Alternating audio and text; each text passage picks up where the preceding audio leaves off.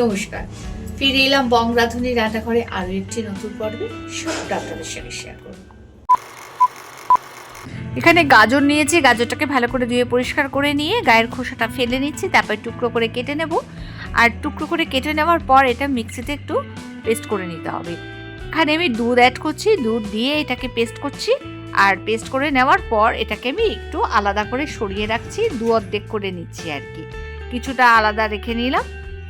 তো এখানে এখন এবার কড়ার মধ্যে সুজি দিচ্ছি, সুজিটাকে ভালো করে ভেজে নিচ্ছি। কালার চেঞ্জ হয়ে গেছে যখন, তখন জল অ্যাড করছি। এবার জলটা টেনে নিয়েছে, কিছুটা পরে আমি একটু চিনি অ্যাড করলাম। সেটাও যখন টেনে নিচ্ছে তখন ওই যে দু অর্ধেক করে নিয়েছিলাম গাজরের পেস্টটা, এক বেশি পেস্ট যেখানে রেখেছিলাম যেই গাজরের পেস্টটা, সেটা আমি অ্যাড করে দিলাম গুঁড়ো দুধ দিয়ে ভালো করে নাড়িয়ে চাড়িয়ে এটাকে আমি রেডি করে নিলাম। এরপর এখানে একটা প্যান বসিয়েছি যেটার মধ্যে দুধটা ফুটিয়ে নেব। দুধটা এখানে ফুটিয়ে নিয়েছি, আর এদিকে গাজরের যে সুজিটা করেছিলাম সেই সুজিটাকে আমি এরকম করে বলের আকারে শেপ দিয়ে নিলাম। ঠিক আছে, সবগুলোকে তৈরি করে নেওয়ার পর কড়াতে জল দিয়েছি, জল ফুটছে, আর ওপরে এরকম ঝাঁঝরাযুক্ত একটা কড়া বসিয়ে দিলাম। তার মধ্যে গাজরের যে বলগুলো করেছিলাম, সুজির গাজর দিয়ে যে বলগুলো করেছিলাম, সেটাকে একটুখানি ভাপিয়ে নেওয়া হয়েছে। এখানে স্টিম করে নিয়েছি, এরপরে স্টিম করে ঠান্ডা করতে দিয়েছি। এদিকে দুধটা আমি কড়াইয়ের মধ্যে দিয়েছি।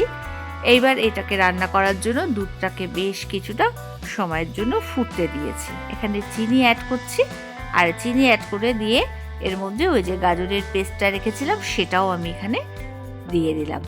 এবার যখন দুধটা ঘন হয়ে গেছে, খুব ভালো করে ফুটে গেছে, তখন এবার এই যে গাজরের বলগুলো সুজি দিয়ে তৈরি করেছিলাম সেগুলো দিয়ে দিলাম। বেশিক্ষণ ফোটানো যাবে না, একটুখানি সময়ের মধ্যে ওটাকে নাবিয়ে নেব। আজ প্রথমবার আমার চ্যানেল দেখছেন এরকম বন্ধু যদি থেকে থাকে তাহলে বলবো সাবস্ক্রাইব করে বেল আইকনটি অল ক্লিক করে দেবেন, যাতে প্রথম নোটিফিকেশনটা আপনার কাছে পৌঁছে যায়। ভিডিও যদি ভালো লাগে একটা লাইক করে দেবেন, আর পরিবার পরিজন বন্ধু বান্ধবের মধ্যে একটু শেয়ার করে দেবেন। বাড়িতে অবশ্যই ট্রাই করবেন, কমেন্টস করে জানাতে কিন্তু ভুলবেন না।